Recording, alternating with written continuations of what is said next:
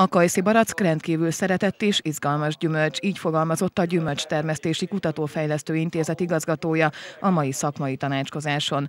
Évszázadok óta termesztik Magyarországon, nagyon jó ízű kajszibarack fajták vannak, ám a termesztését elég sok gond és probléma kíséri.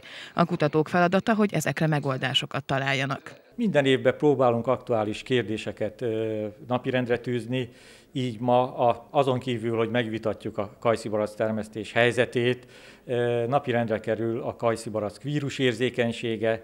Hát ugye tudjuk, hogy a vírus az növény vonatkozásban, csak úgy, mint humán vonatkozásban egy nagyon komoly problémát és gazdasági károkat okozó esemény, ezért a vírusmentes szaporítóanyag előállítás, a vírussal szemben ellenálló fajták nemesítése nagyon fontos célkitűzése az intézetnek. De a gyümölcsfának a földben lévő részét is kutatják, alanynemesítéssel és előállítással is foglalkoznak, mondta a szakember.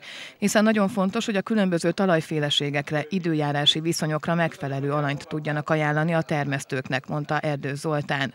A kajszibarack azért is fontos gyümölcs, mert egészségmegőrző és javító hatása van, és fontos étrendkiegészítő is. Ugye nagyon divatosak, hogy étrendi kiegészítőt kínálnak különböző tablettákba, gyógyszerkészítményekbe. Mi azt mondjuk, hogy ezt a természetes gyümölcsökkel kell eljuttatni a fogyasztókhoz, a gyerekekhez, de hogy ezt a gyümölcsöket megszeressék, nagyon fontos, hogy jó ízűek legyenek a gyümölcsök. Ezért a ceglédi nemesítésnek egy alapvető célkitűzése, hogy jó ízű fajtákat állítsunk elő, úgyhogy a többi tulajdonságokat mi ezután soroljuk. Vannak ugyanis főként külföldi nemesítő intézetek, akik más szempontokat helyeznek előtérbe. Ilyenkor születnek meg a szép, ám kevéssé ízletes gyümölcsök.